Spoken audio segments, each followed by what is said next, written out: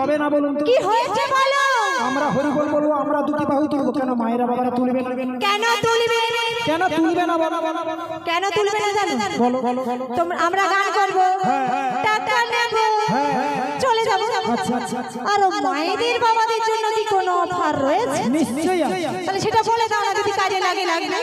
আমাদের মহাপ্রভু দুটো পুরস্কার রেখেছে। কি কি গো মাসি? খেলায় জিতলে পুরস্কার, আর যদি হারলেও পুরস্কার আছে। কি জানো? তার মধ্যে যদি ভালো খেলোয়াড় হয় তাকে সান্ত্বনা পুরস্কার দেওয়া হয়।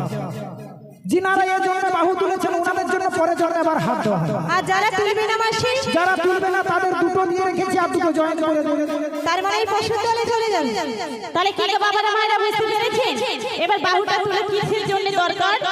তাহলে সময় থাকতে মায়েদেরকে বলছে মানব